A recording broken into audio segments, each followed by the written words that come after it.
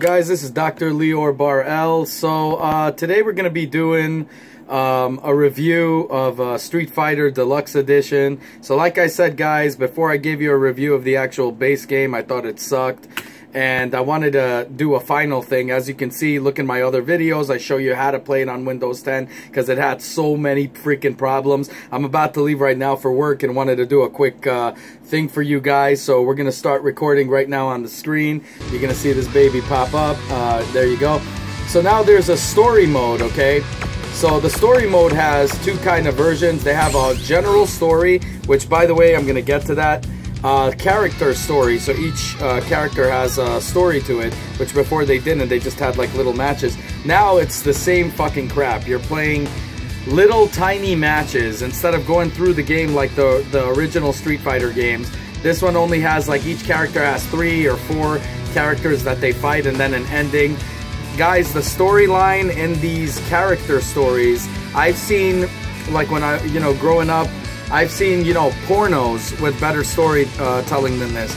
Another thing is, like, there's this annoying character called Fang, which is just so incredibly annoying and stupid and lame that it just doesn't make any sense. It's not Street Fighter worthy. Now, Capcom, you fucked up on so many levels. On getting even this game normal. And then you add these character stories and it sort of feels like it's rushed and it's crap. And it's a big piece of shit. Then I played the general story. Okay, so the general story I actually really liked. It has, like, characters. The storyline is pretty cool. It almost feels like it's the end of Street Fighter, I believe. In the end, you kind of see, like, this is the final chapter. It kind of felt like it. At least that's what it felt like to me. And, you just basically go through it. So I'm just going to take you here to Act 2, The Gathering, whatever. And I'm going to show you. So you see you have, like, a few over here. So that's what I'm talking about. You can always save the game throughout it. I don't want to ruin it for you guys, so I'm just going to go to the character story. I think that's the best way to do it. So let's go into, let's say, Ryu. So Rashid versus Rashid, for example. Okay, so let's just up the volume on this bitch right here so you guys can hear this. But guys, I'm going to tell you right now, the game looks nice. Don't get me wrong. The animations are Must great. Destroy everything. How? No, you're wrong. That can't be the only answer. So see, when it's character stories, it seems so stupid. It's like they rushed it. It's not. It sounds like a poor translation.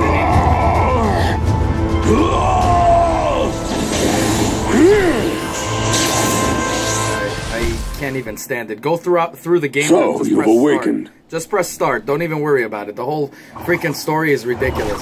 See, the animations here are cool. Spirit. See, I like the animations here. So now I'm recording too. I'm playing on 4K, so if it's a little bit not 60 frames, don't judge me. But see, it's going a little bit on the slower end because of. So I'm just gonna show you here really quick. I'm not gonna even attempt to do that much.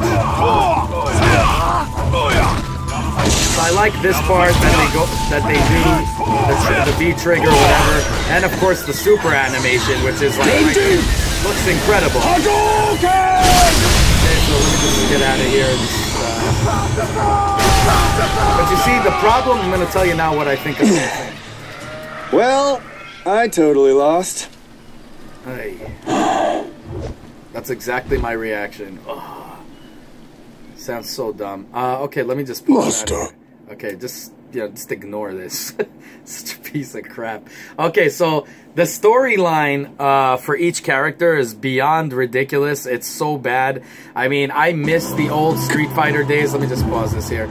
I miss the old Street Fighter days where everything was much, much better than this crap.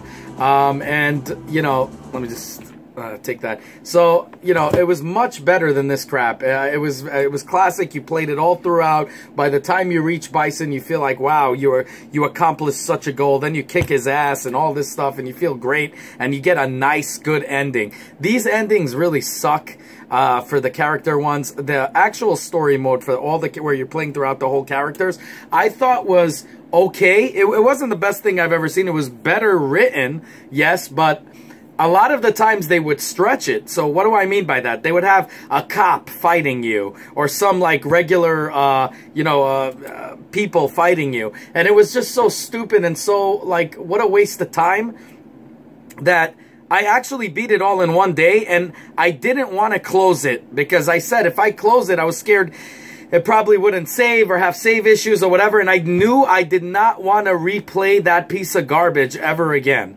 And I didn't want to do that. So I wanted to play it all the way through. Now, the whole storyline is nice, except for the added parts of where they're adding people and you're fighting them. I thought that was the stupidest thing ever. And it's like they were really trying to make the game long so it's worth it. I really feel like they pushed it out the door. They didn't do a good job. Another thing with Capcom that sucks, and it's becoming a real epidemic with PC games, is the fact that you now have purchase seasons. So I got a deluxe. I paid 44 bucks, okay? $44 for this piece of shit, all right? The first time I bought it for like 50 whatever without anything. But this is, and it was the base game, and it was missing loads of shit. Now they give you season 1 characters like Guile and shit, right? But now there's a season 2. How stupid is that?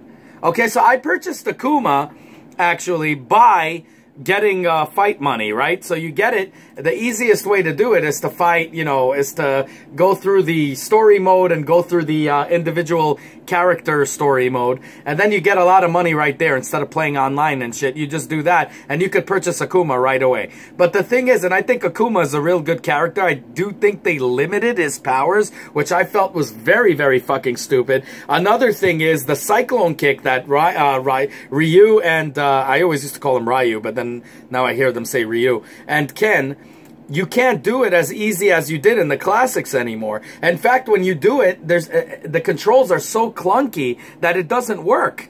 And it takes you forever to actually pull that off. And I have a great controller here with no issues. I played Mortal Kombat X, all these high, quality games of fighting games, Tekken, all these things, and I have no issues with them whatsoever with this controller. It's the controls are clunky in the game itself. I think that it's really poor, and I just feel like this game was seriously rushed out the door. Now, I bought it because of you guys, because I love you guys, and you guys had issues, and you guys wrote to me, and you said, Leor, can you correct it? I went and purchased this fucking game, even though I knew it was gonna suck, okay? And, okay, they made improvements, and I'm happy about it, and I got a game that I could play now against friends, online gaming, and stuff like that, but I would never play versus mode again. I'm not going to play story mode again. It's not as fun to play as Killer Instinct, okay? I'm really that serious. The problem is with Killer Instinct 2, they got into that bullshit where you're purchasing seasons. So it's like you're paying for a game, you're paying top dollar, and then they come out with other seasons that you have to pay more. Okay, it's just so stupid. It's like in-app purchases, and usually I see those things on cell phones, and I don't care for it. And I think that if we all band together and we don't buy stupid games like this, the companies like Capcom they're not gonna rush shit out the door anymore. So they're gonna realize that they're taking a hit every time they do stupid moves like this. To be honest, they had an entire fucking year to get this game right. And the entire thing feels like it was still fucking rushed. And it pisses me off because I spent $44 on this fucking game. And yes, now I got it. It had all kinds of bugs on Windows 10, okay? And I corrected them. You guys can look back in the videos. I show you guys how to correct it and actually how to get this working. But all this shit you have to do to get it working. And then when you finally play the game, it's still shit. It's lacking. Okay? Sure, the game is fun to play against your friends. Sure, if you do the story mode, it's dragging and very long. But if you play it, let's say every day a few and don't just play it all the way through, you guys might like it a little. I don't know. I mean, it's not worth the $44 price point. And I think from now on, as a rule of thumb, as they say, right? What I'm going to do is, every time Capcom comes out with a game, I am going to wait till it's 20 bucks. This game is not even worth $20, but I would give $20 to buy this game. That's it, just 20 bucks. And I consider that me doing it a service, okay? I don't recommend anybody buy this game. If you bought it, see if you could get a fucking refund, okay? Games like this, I'm serious, I'm so happy there's hackers out there bootlegging these games, because I hope that everybody gets to try these games, because they don't give you demos anymore, if you realize that. Most games don't give you demos anymore, because they know once you see it's shit, they're not going to do, you know, you're not going to buy it. Before, they really worked hard to make the customer happy. So they gave you demos so you could be happy and see it and say, wow, I want to play this game. This shit doesn't even have a fucking demo, okay, because it's such crap. And even if it did have a demo, they wouldn't give you anything to feel what the full version is like. Because the second you do, you know, they know that you're not going to want to buy the game. So they intentionally release a game that they know you will not like, that they know you might like based on the pictures, and buy it and then get scammed, okay? That's what I call these Season 1, Season 2 bullshit. They're scams, okay? And all of the game itself, if it was at least playable without clunky controls, if it was playable and fun and great and has replay value, I wouldn't mind the seasons even. I really wouldn't. But the game is so horrible. Like, for instance, Killer Instinct, awesome game. I could play that. I replay it over and over again. I love it. But one of my favorites of the favorites, Street Fighter, is so fucking bad. Okay? I hate the Nintendo Switch. I don't want to buy it for another 6 months. I said that because of what Nintendo did, especially with, you know, releasing little bits and pieces in each store, okay? But I said I was going to get it so I can review it for you guys right here.